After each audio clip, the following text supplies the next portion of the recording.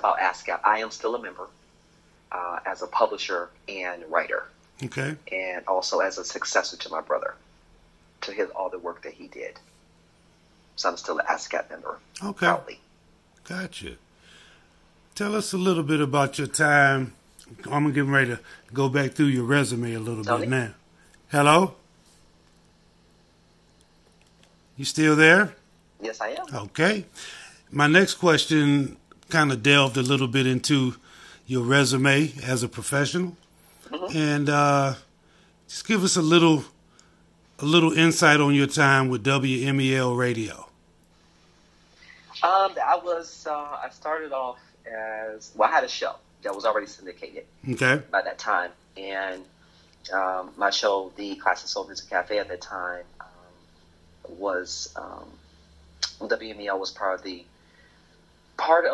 one of the stations, I should say, that ran the show. And then later on, I joined the DJ Mel show as a co-host, and then another show that the owner had, I was a part of as well for a short time, and then I became a program director for the station.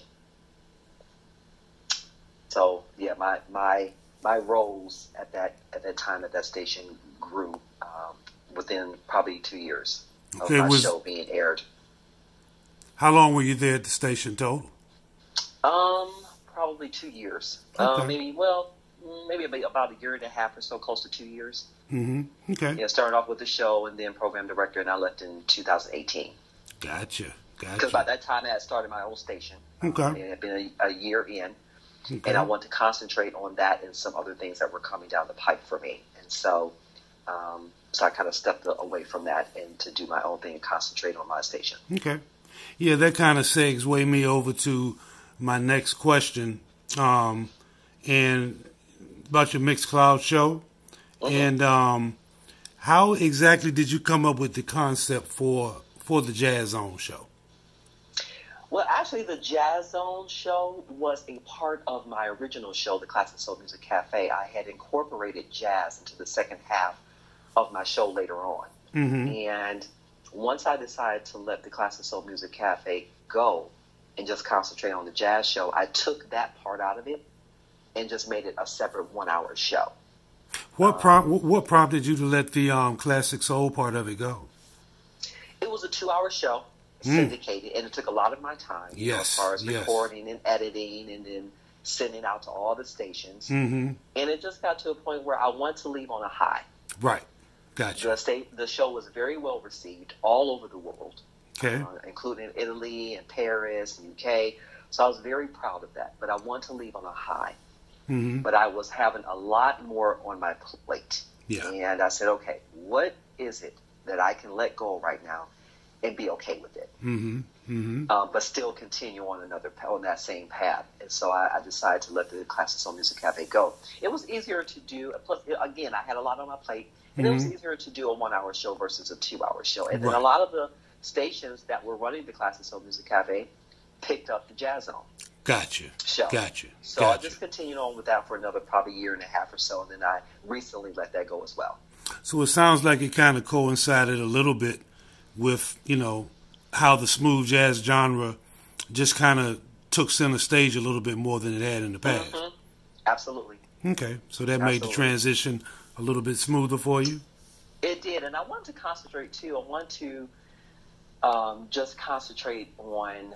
Now, my soul is soul and R&B, especially classics from the '60s to the early '80s. Mm-hmm. That's where my soul is. But I love and appreciate jazz as well, in all realms of jazz, not just smooth jazz. But I want to give more of a voice to a lot of independent jazz artists, and so that was part of the reason too for creating the Jazz Zone show, to showcase their talents, their music, and so on and so forth. So that was the reason behind that. Okay. Going, thinking back along, the length and time of your career, and I know you've done many interviews and dealt with a lot of entertainers, and some forgettable, some unforgettable. Trust me, I can imagine. Absolutely. Who would you be able to even say who your favorite interviewee was? I'm not going to ask you who the one that got on your nerves the most. We'll talk about that off camera. That won't be recorded. Trust me. Thank you. You're welcome. But now, who was some of your favorites throughout your career? Just a few that I've interviewed. That you've interviewed. I have to say, probably one of my dear friends who was also an international independent soul jazz recording artist, Frank McComb. Okay. He's probably one of my favorites. And I have interviewed some local artists here in Cleveland. Jacob Orr, who's a internationally known saxophonist. Okay. And D. Lucas, I've interviewed, Ashley Smith, and all these are independent artists, I'm very proud to say, but they are phenomenal. But there's artists that I've met, of course, that stick out, like Martha Reeves and, of course, Mary Wilson of the Supremes. Okay. And so, I really have not run into anybody that I've interviewed personally that has been a pain.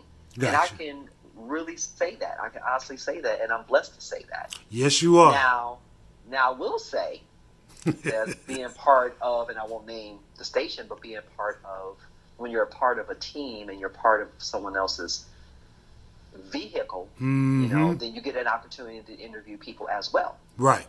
And there were some, on that level, there were one that stands out. And I'm not going to name that person, but...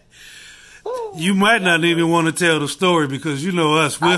We'll start putting pieces together and I know who she's talking about. And this person's not even, they're in entertainment, in the entertainment field, but not in music. So, but they are well known. So I'll leave it at that. Gotcha. But it was an experience. I'll leave it at that. It was an experience. Okay, that's fair enough. I mean, having spent your childhood and your adult life and professional life in Cleveland, have you, or when did you find the opportunity to do any mentoring, to the younger folks coming up there in your community in this particular industry? To be honest, a lot of the people that have reached out to me have been outside of Ohio. Okay, well, that's fine. I've been outside of Ohio, and not just youth. It's been, people maybe 5 years, 10 years younger, or 10 years older. Folks just getting into the industry and wanting to know the ins and outs. Whether it's radio, whether it's, becoming a published author. So I've had both of those sides, both of those type people coming to me and just asking advice. And I'm just happy to be in a position, or feel that they feel that I'm in a position to give them any type of advice. Right. From my experiences. So I'm very honored by that. What would be the number one thing that you would think they need to pay attention to going into this industry? To learn the business. Amen. To know who you are and what you want to say. And not try to be anyone else. Not try to compete with anyone else. Do it at your speed, your level, your comfort. And have the strength and knowledge and confidence to know that you can excel at any level. Okay. As long as you're willing to do the work, as long as you're willing to do the research, as long as you're willing to talk to people who have done it, who are doing it, and really listen. But also do your own research. Learn the business. Learn the business, whatever it is, whether you're getting into publishing, whether you're getting into going to be an artist, whether you're going to be an author, whether you're going to be a station owner, whatever it is, learn that area of the business. But I will say, Tony, that as a whole in arts and entertainment, under all that umbrella, just learn the business, But be creative. It's okay to be creative. It's okay to be an individual. Right. It's okay to showcase your gifts and your talents. You don't have to copy someone else to be successful. I used to believe that. in my younger years. You know, I felt like if I wasn't at this level or if I wasn't there, you know, oh, well, I'm not where they are. I'm not going to make it. I had to learn over time that no. I think God places everyone in their own thing, their own time, their own speed, their own levels to grow from that. And it's okay to be where you are. You know, just be willing to go further, to learn all you can, and just be creative. Be creative. I love that. I've interviewed the Braxton brothers, Nelson and Wayne. Interviewed Hill Street Soul over in the UK. Yes. And I play golf a lot with Jonathan Butler, and we talk a lot about this. And I love him. I would love to meet him one day. You will. That part, but they all echo the same sentiments that you're saying as far as, you know, pieces of advice, whether it's newbies or folks who are veterans, but they want to tackle a different aspect of the industry. Yes. Is to know the business. Yes. Is to know the business. If you're a killer performer or a killer musician, know the business. Absolutely. You know what I mean? But, so, and I think too, and I'm sorry I didn't mean to cut you off. No, that's okay. I was thinking of when we were talking about this right here in this moment. There was an artist who just came to me, who is a veteran, who is phenomenal at what he does, but he's in other aspects of business, and he still to this day teaches and gives nuggets to up and coming artists. And that is Walter Beasley. Yes. Oh yeah. Oh my goodness, he is phenomenal at that, and he is so passionate about. That's what I love about him. He doesn't just say stuff just to say. You know what I mean? He's passionate and he's real about what he said. He truly wants people to learn, and to grow in their crafts. And that's exactly what we're talking about. And he just came to my mind as we were talking about that. Wow.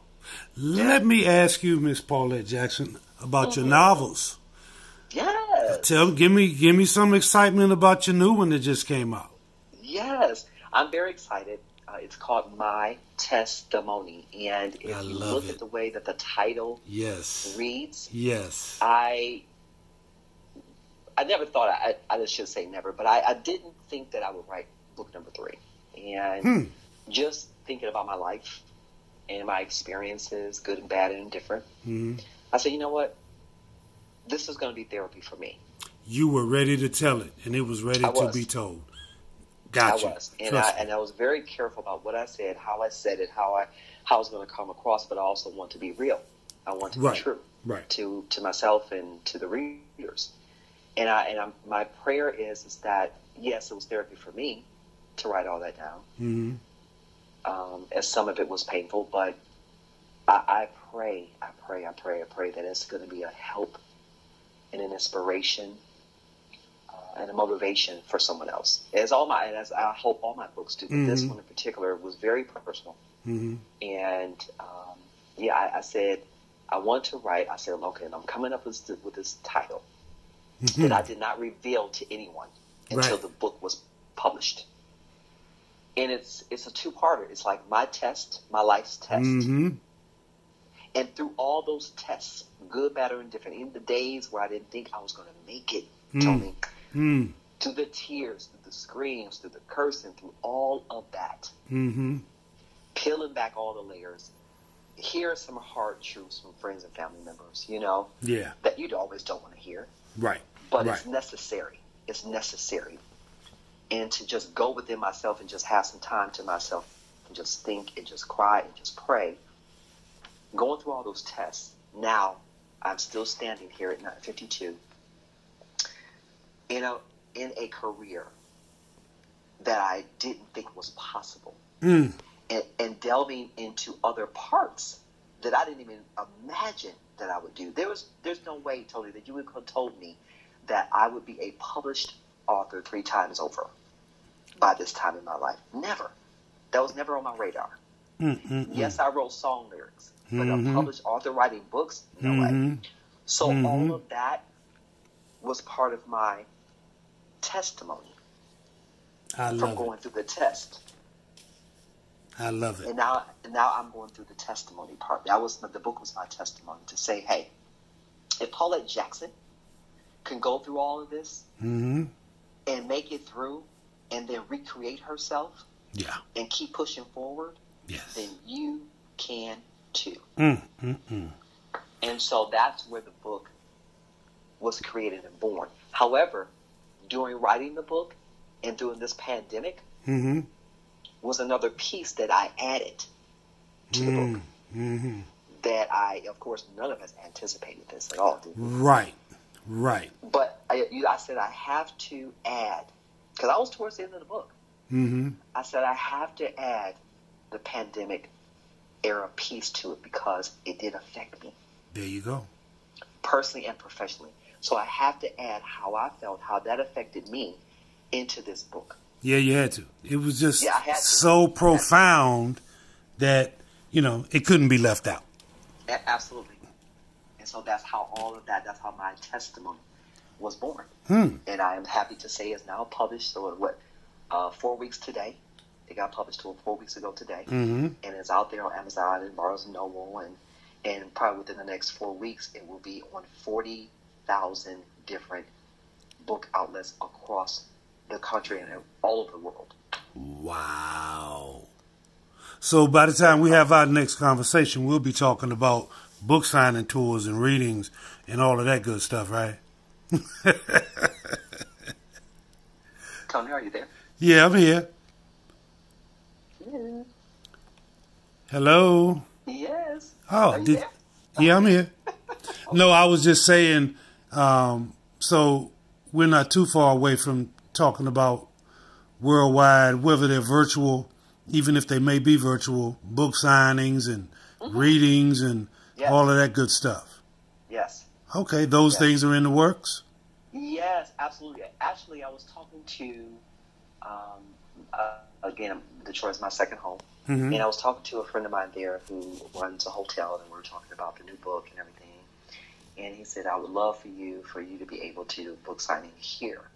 So I am, fingers crossed, prayers up, that I will be doing a book signing in Detroit. Okay. I am working on doing a virtual book signing here in Cleveland. And hopefully, I'm hoping to do a live in-person book signing here in Cleveland as well. Of course, with social distancing in place and so on and so forth. But yeah, all of those are in the work right now. Absolutely. Okay. Awesome. Yeah, Awesome. More details to come on that. Let me ask you, how did you make this determination on going through Halo Publishing? Well, it's funny. My very first book, The Music in Me, was published through another publisher, and I wasn't quite happy. Gotcha. As time went on with that book. It's the professionalism and so on and so forth, and the communication. Communication is key with me. Right. Very key. Okay. Whether it's personal or business, especially business. And I wasn't happy. And so I said, let me search for another publisher for book number 2. And book number 3, if there's going to be a 3. Amen. And how they came about, a local news anchor here in Cleveland, she's also an author, and I saw the publisher that she went through. Ah, gotcha. And so I did my research on a couple others before I went with this publisher. And I did some research on them, I talked to them, and they told me they had everything that I wanted, everything that I needed to proceed, to keep going. And they have been phenomenal with me. They really have, through books 2 and 3. And actually, Tony, they re-released my first book, The Music in Me, as a second edition. Wow. Much better cover, much better interior. We kind of changed some things. We added some things to the second edition, The Music in Me book. So I was very pleased. So I have actually 3 books published with them. That says a lot about That says a lot about their comfort level and their confidence that you had something that they wanted to be a part of. And that's the thing too. I was so pleased that they felt that I had something to say, that they wanted to be a part of. There you go. I was very honored by that, and I've had a beautiful relationship with Halo Publishing ever since. And to be honest, during this pandemic, once I got my juices flowing and got my mojo back, not only did I finish book 3, but in the middle of book 3, wrote book 4 and wrote book 5. Did not plan on that at all, but I have 2 more books that are ready to be published within the next 6 months or so into 2022. Wow. Well, when it rains, it pours, creativity takes over, and all you doing is controlling the steering wheel. That thing is gone. Yes. You know what I mean? And, you know, just like a musician or an artist, you feel comfortable with your publisher. If a musician feels comfortable with his music director, absolutely. You know what I'm saying? Then they can just show off and show out and do their thing without limitations. Right. You know, and it makes you feel comfortable. Plus, you know, your confidence, I don't care how old we are or how accomplished we think we are. Right. You know, when we know that our work is appreciated and it's worthy to be shared, there's certain little inhibitions or shackles that just get released. Yes. You know, you were talking about you didn't realize certain things were within you. No. There's so much more that is within you. I'm saying this as a veteran of this, you know, the entertainment industry, the publishing industry, and the whole 9 yards, and having come across, spent time with, and talked to a lot of people that have been in the position you're in. I am very impressed, and my level of confidence is strong. Plus, see, now I know that I'm close enough now where I can keep an eye on you. And but going back to talking about, you know, the book shows, the book signings, or anything from, you know, a promotional standpoint moving forward, there's a couple of conversations coming up soon. Trust me. I know this guy that runs this company, Case Quarter Productions, and I can give him a call. And well, actually, it's me, but that's my baby thing. And you know, I have a couple other clients. They've written books, and you know, we scheduled book signings and did readings and figured out how to pivot with the change in the environment due to COVID. Right. You know, because just like so many other things, you know, the industry gets shut down, but it's only shut down to those who have shut minds. Whoa, say that again. Only shut down to those who have shut minds. Wow. And it's there to be done because others are doing it. Yes. Yes. If you open your eyes and see what's happening around the world, some folks haven't missed a beat. If that's the case, then we can do the same thing. Absolutely. You just have to put your mind to it. Like you say, you have to. And again, I mean, you know, you're going to have periods. You know, we're human. Mm-hmm. But don't stay there. And I had to really push myself. And I prayed so hard to get I said, I need the juices flowing in me. I need that creativity. I need that staying up late, 11, 12, 1 o'clock in the morning, on my laptop, on my phone, on my iPad, writing or posting or whatever, creating. I That's need right. all of that back. And once it came back, it was over. It was over. That's what I'm talking about. I love it.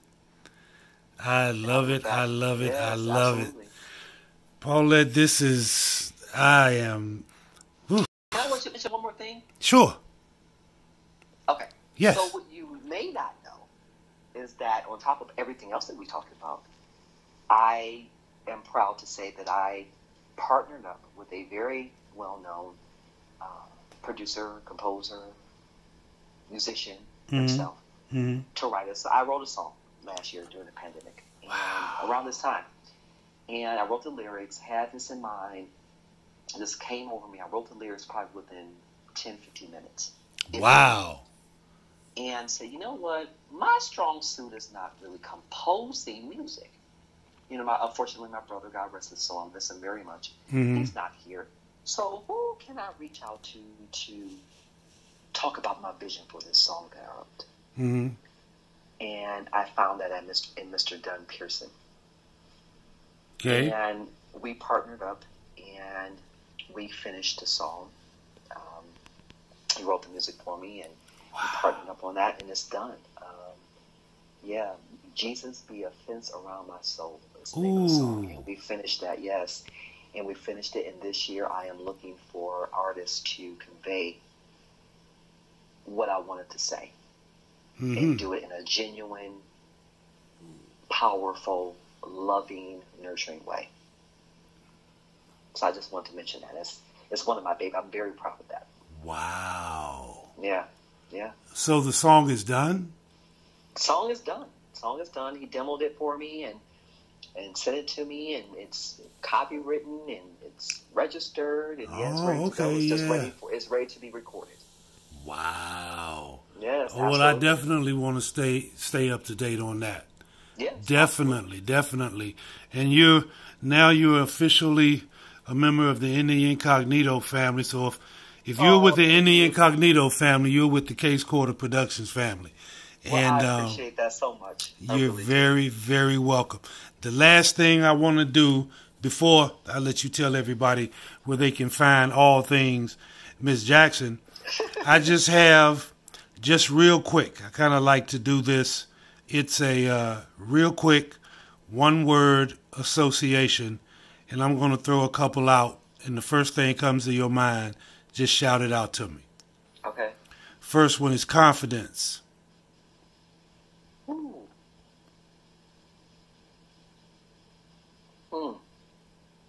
Do you want me to just say a name, or do you want me to say? Whatever it makes you say, whatever it brings to your heart. Confidence. Self-awareness. Perfect. Humility. Pure heart. Oh, man. Laughter. Good for the soul. Mission. Never impossible. And love. Necessary. Ladies and gentlemen, there you have it. That's what we call at Indie Incognito a drop the mic ending. And I got some laughter, and Paulette Jackson. Tell everybody where they can find everything Paulette Jackson, your platforms, your hashtags, and all that good stuff. Okay.